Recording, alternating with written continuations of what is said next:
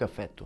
Пиеш го сутрин, пиеш го с приятели, пиеш го когато си уморен. Но знаете ли, че то всъщност е наркотик? Че е отговорно за смъртта на милиони хора и че в действителност кафето изобщо не може да те събуди. Вие поискахте това видео и IDBG няма как да ви разочарова. Затова, след като оставите лайк, ще разгледаме фактите и ще ви разкажем топ 10 тъмни тайни на кафето.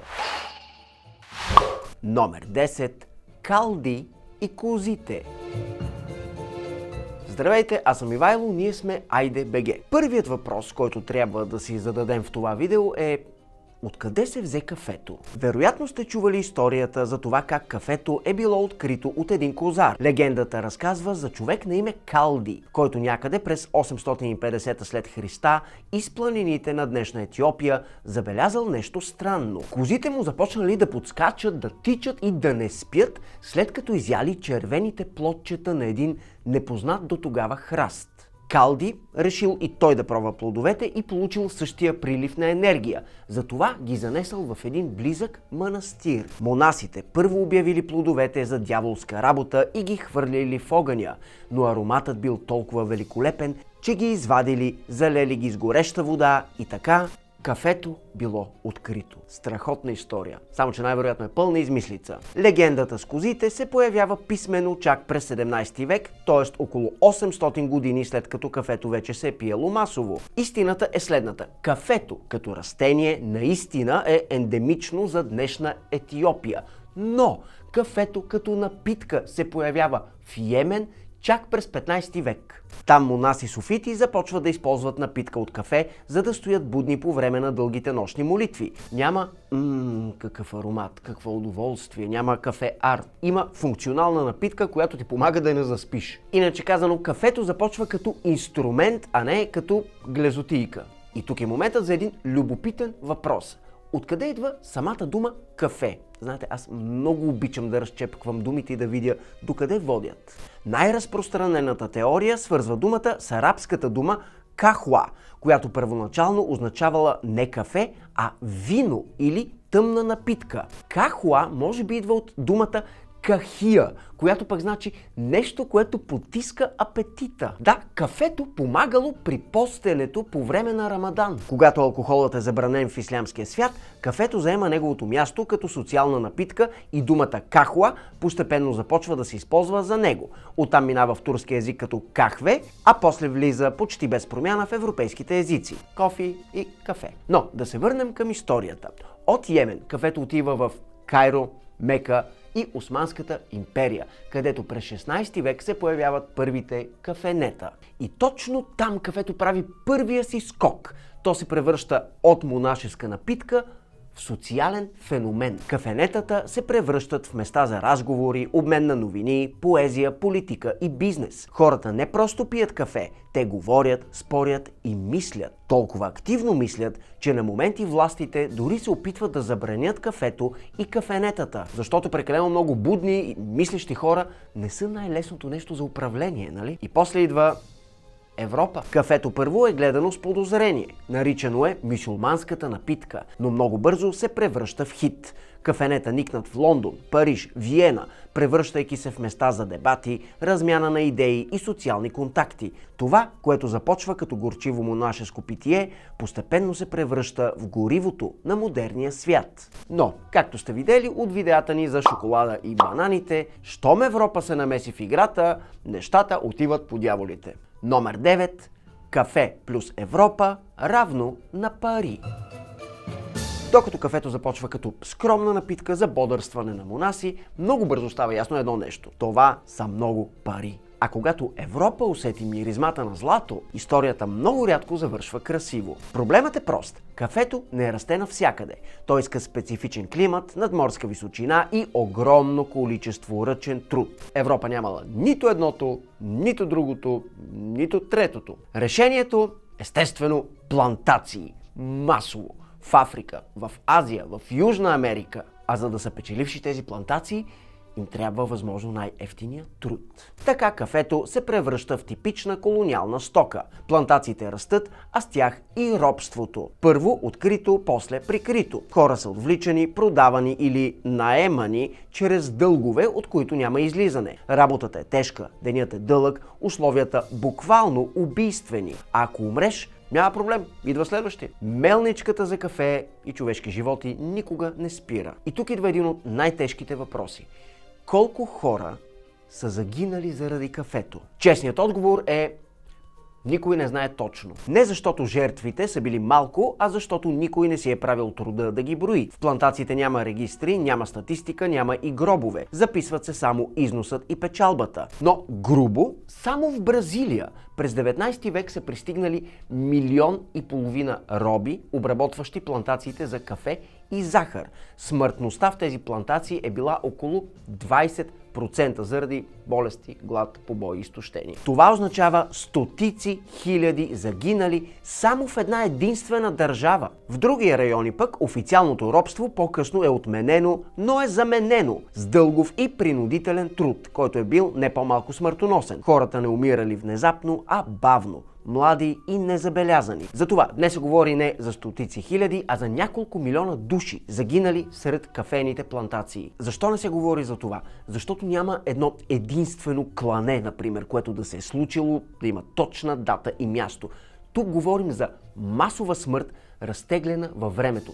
Толкова много, че времето е достатъчно да бъде забравено. А най-ироничното е, че докато кафето в Европа се превръща в символ на култура, мисъл и прогрес, хората, които го отглеждат, плащат цената с живота си. Но този модел не е останал в миналото. Преди да разгледаме настоящето обаче, нека да разбием една огромна лъжа. Номер 8. Кафето не събужда. Повечето хора вярват в нещо просто. Пиеш кафе, събуждаш се, имаш енергия.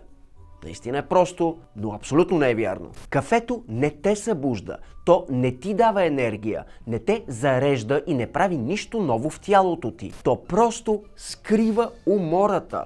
Разликата е огромна. В мозъка ни през деня се натрупва вещество, наречено аденозин. Колкото повече аденозин, толкова по-уморени се чувстваме. Това е естественият сигнал на тялото: спри, почини. Активната съставка на кафето, кофеинът, не маха аденозина. Той заема неговите места в мозъка и не дава на аденозина да си свърши работата. Все едно да си караш колата, да ти светне жълтата лампа за двигателя, ама ти да сложиш лепенка отгоре и да си кажеш: това проблема е решен, бе. Затова след кафе не ставаме по-енергични, ставаме по-малко уморени само на усещане. Реалното ни ниво на изтощение остава същото. И тук идва голямото объркване. Понеже усещането за умора изчезва, мозъкът си казва: имам енергия, ама няма, и после плаща двойно. Още по-интересното е, че кафето работи най-силно не когато си отпочинал, а когато си недоспал. Тоест, колкото по-уморен си, толкова по-магическо ти изглежда кафето. А това допълнително затвърждава мита, че без него не можеш. Истината е, че ако сме добре отпочинали, кафето често няма драматичен ефект. Не ни прави супермени, просто ни дава леко усещане за фокус. Но когато сме изцедени, кафето не ни спасява. То ни държи будни въпреки умората. Тук е ключовия момент. Кафето не поправя проблема. То отлага сблъсъка с проблема. А когато всеки ден използваш едно и също вещество, за да отлагаш умората, тялото започва да го очаква. И тук идва следващата глава. Но първо, ако сте за първи път в нашия канал, не забравяйте да се абонирате, като ударите чана, защото сме близо до 1 милион абонати. Когато ги стигнем и си получим златния плей бутон, дано най-сетне да се случи, ще направим копия от него и ще ги изпратим на много от вас. Давайте бутончето отдолу. Номер 7. Любимият наркотик. След като вече знаем, че кафето не ни събужда, логичният въпрос е: добре, а защо тогава без него не мога? Отговорът е прост и малко неприятен, защото кафето е наркотик. Кофеинът е психоактивно вещество. Той влияе директно на мозъка и с редовна употреба мозъкът започва да се адаптира към него. Как? Като става по-малко чувствителен. Иначе казано, с времето едно и също количество кафе върши по-малко работа. И тогава се случва нещо познато на всички. Само една чашка вече не е достатъчна. Първо е едно кафе сутрин, после още едно към 11, После, айде и едно следобедно, и изведнъж това вече не е приятен навик, а режим. И тук идва моментът, в който най-много си личи зависимостта.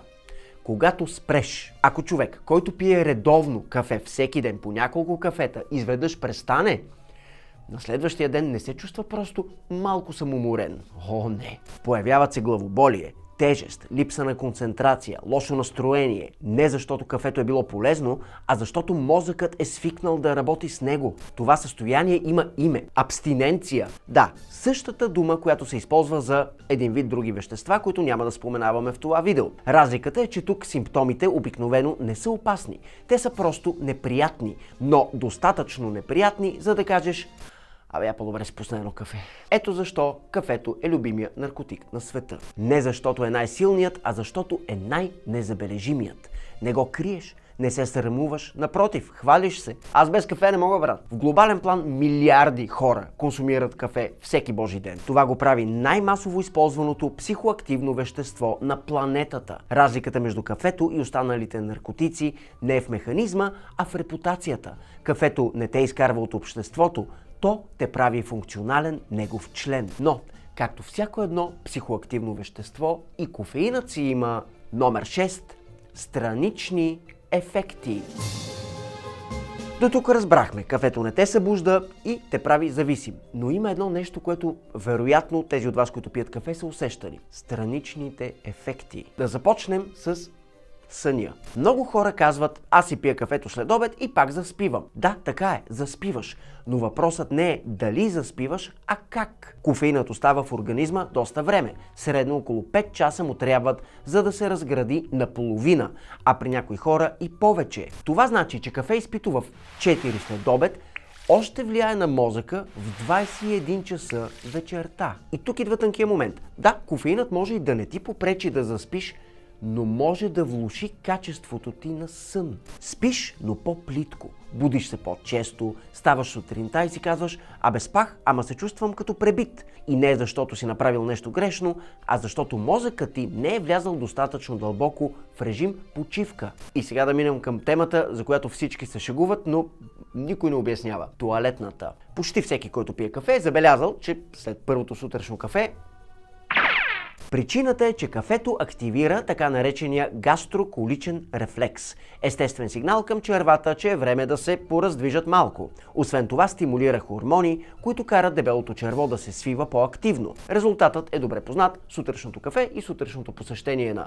трона вървят ръка за ръка. Любопитното е, че това не е само от кофеиновото кафе. Без кофеиновото има подобен ефект. Но ефектите на кафето не свършват с тоалетната. При много хора то влияе на нервната система по много нежелан начин. Появяват се вътрешно напрежение, нервност или усещане, че не можеш да си намериш място. Ръцете леко треперят, клепачът започва да подскача, движенията стават по-резки. Някои хора усещат и учестен пулс.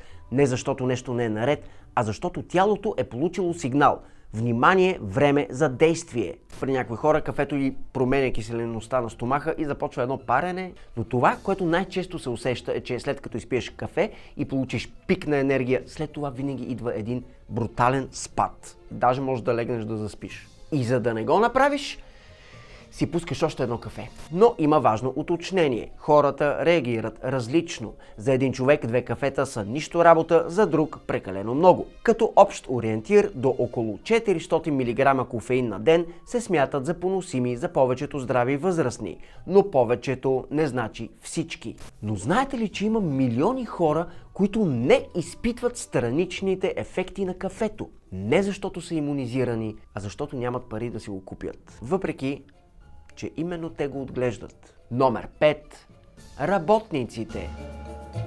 Днес около 25 милиона души на планетата отглеждат кафе, като повечето от тях са дребни фермери в Африка, Азия и Латинска Америка. Хора с по няколко декара земя, които работят със семействата си, често без машини, без сигурни доходи и без гаранция, че реколтата им изобщо ще бъде изкупена. Да, тук идва големия абсурд. Огромна част от тези хора не могат да си позволят да си купят кафе. Причината е проста. Цената на кафето не се определя от труда, а от борсата. Международните цени скачат и падат, без значение дали фермерът е имал добра реколта или лоша година. Когато цената падне под определено ниво, кафето вече не покрива дори разходите за собственото си отглеждане. Обаче фермерът не може да спре. Растенията не чакат, семейството трябва нещо да яде. В резултат въпросните фермери се принуждават да продават кафето си ужасно ефтино на големите компании и живеят с под $2 дневно. Работят целогодишно, а печалбата им от килограм кафе е буквално центове. Същия този килограм, който след печене, опаковане, брандинг и маркетинг в богатите държави се продава за десетки долари. А когато положението стане непоносимо, фермерите правят това, което системата ги тласка да направят. Включват децата си в работата. Не защото са безотговорни или жестоки родители, а защото нямат избор. Така детският труд, за който всички официално се борим да бъде премахнат, продължава да съществува. Не като традиция, а като икономическа принуда. Да, кафето вече не се отглежда с камшици и вериги, а с дългове, подбиване на цените и липса на алтернатива. Ако гледате рекламите на кафе днес, ще си кажете, че то е символ на комфорт, на лично изразяване, кафе арт. Това е така. Но само за тези, които сме в края на веригата. Номер 4. Корпорацията срещу квартала. След плантациите, работниците и зависимостта, стигаме до последния етап от пътя на кафето. Чашата в ръката ти. И точно тук сблъсъкът вече е видим и за нас. Големите кафе вериги срещу малките квартални кафенета. Големите вериги, най-познатия пример е Starbucks, не продават просто кафе. Те продават усещане за познатост. Където и да си по света, знаеш какво ще получиш. Същото меню, същите напитки, същите чаши, същата музика. Това е силата на корпорациите, предвидимостта. Ще кажете, окей, не всички вериги обаче са такива. Например, Коста кафе, където ходим от време на време. Всяко Коста кафе е малко по-различно от другото. То е малко по-близко до европейската идея за кафе пауза. Да, но това е само стилистична разлика. Менютата по света пак са еднакви. Същността е същата като на Starbucks. Тук идва проблемът за малките кафенета. Големите вериги разполагат с ресурси, за които кварталният бизнес може само да мечтае.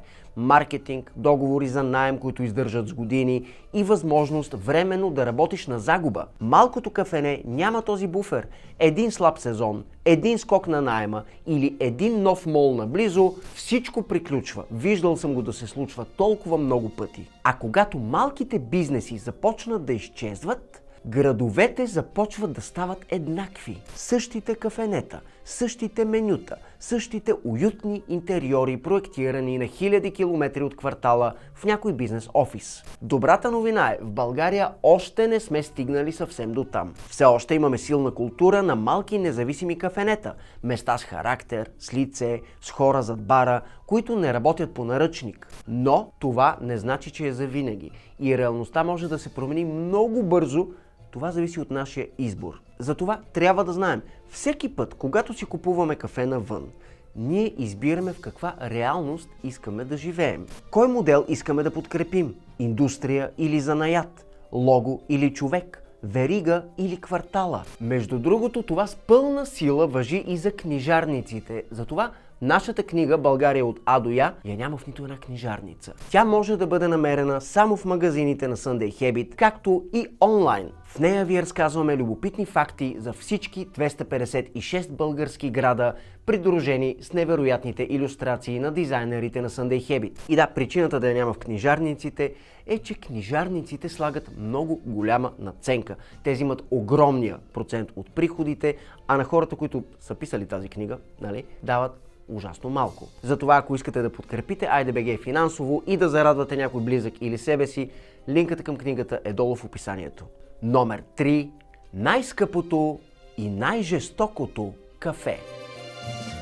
Трябва да признаем нещо. И ние имаме грях. Когато бяхме на Бали, си купихме от онова специално кафе. Показвали сме ви го. Продавате го като нещо супер рядко, екзотично, почти мистично. Най-скъпото кафе в света. Купихме си го, защото звучи яко, звучи като преживяване. То се прави по много странен начин. Но тогава не знаехме цялата история. Става дума за така нареченото Копи Лувак. Кафе, което идва от зърна, минали през храносмилателната система на едно малко животно, наречено циветка. Животното изяжда кафеените плодове, зърната минават през него, после се събират, почистват и продават като лукс. Да, много е шантаво и точно за това е скъпо. Цените стигат до стотици долари, дори в щатите хиляди долари за килограм, а на някои места чаша от това кафе е колкото богата вечеря. Само че цената не е заради вкуса толкова, колкото заради историята и маркетинга. Проблемът какъв е? Как се произвежда това кафе днес? Ако си на Бали, ще ти разкажат за диви цветки, които си похапват кафени плодове в природата, а хората просто вървят след тях и събират акото. В реалността обаче търсенето става толкова голямо, че много производители започват да държат хиляди цветки в клетки, да ги хранят на сила почти само с кафени плодове и да ги превръщат в кафе машини. А това животно в природата не яде само кафе. Той има разнообразна диета, живее свободно. Клетка на еднообразна храна и без движение, той изпитва силен стрес, разболява се и често умира рано. И всичко това, за да могат такива туристи като нас да си кажат: аз пих от най-скъпото кафе. Да, ние тогава не го знаехме и го купихме, даже съм донесъл да ви го покажа. Това решихме, че ще си го пазим. Ето това е въпросното най-скъпо кафе на света, Копи Лувак. На него пише, че то е произведено от семена, събрани от диви цветки.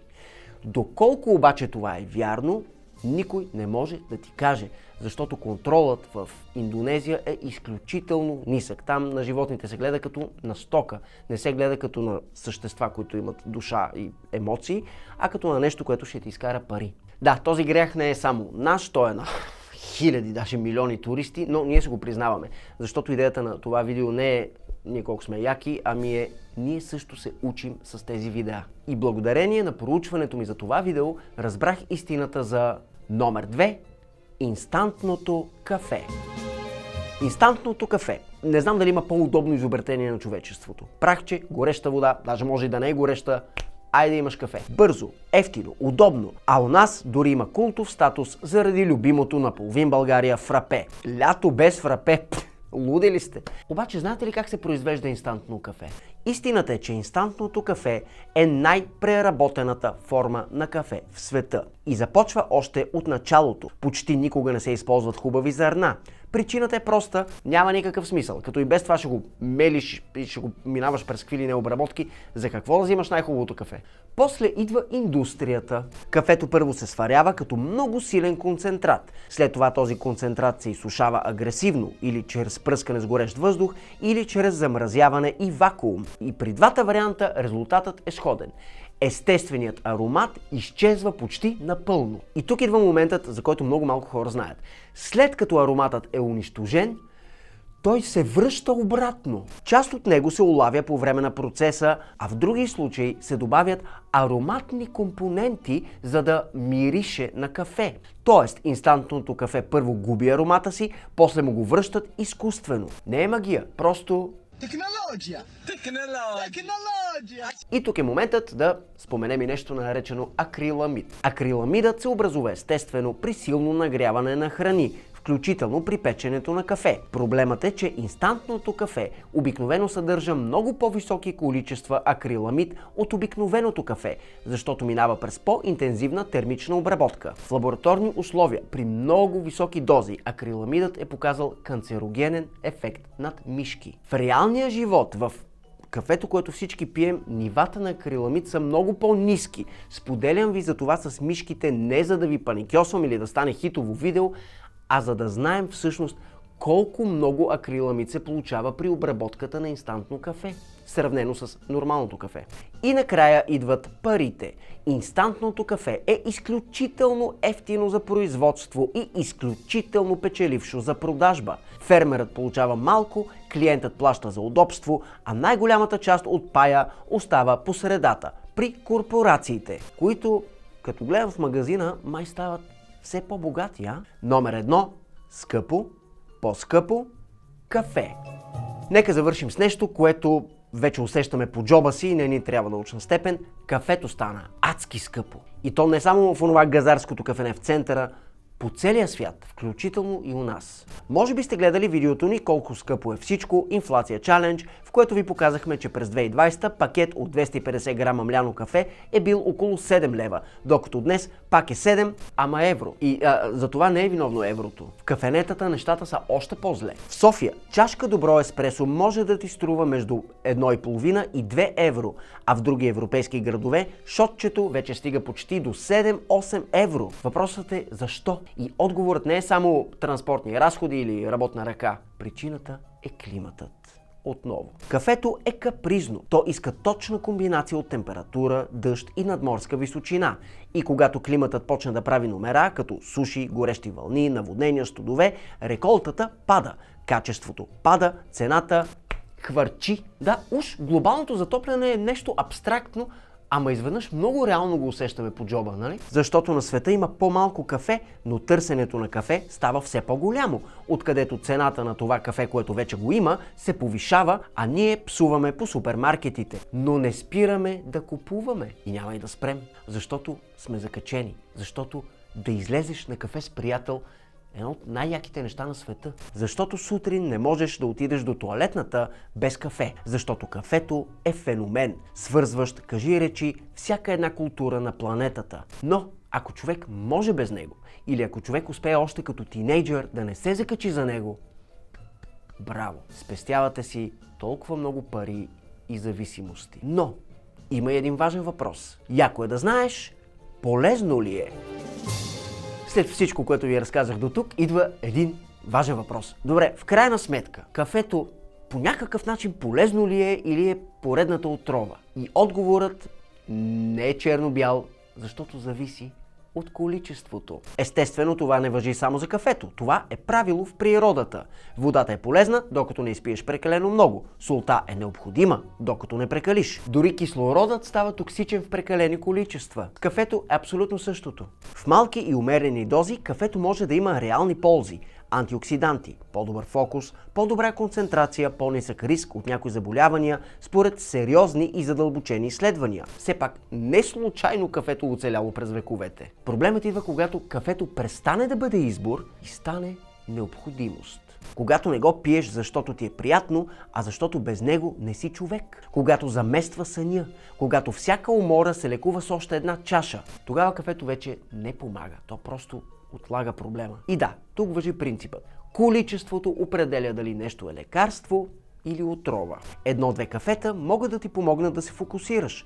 5-6 кафета всеки ден вече не са помощ, а сигнал за помощ. Затова нашето видео не е призив нека да спрем кафето, а е призив нека да разберем какво пием и защо го пием. Кафето е инструмент, а инструментите са полезни само докато ти ги използваш, а не когато те използват теб. Надявам се, че видеото ви е било полезно. Ако е така, не забравяйте да оставите един лайк, това много ще му помогне. Тук може да се абонирате, тук може да гледате някое друго видео, а тук може да си купите от нашата лютеница Айде, има я в магазините на Фантастико. Аз съм Ивайло, Алекс монтира, ние сме Айде БГ и не забравяйте, яко е да знаеш, тъпо е да си тъп.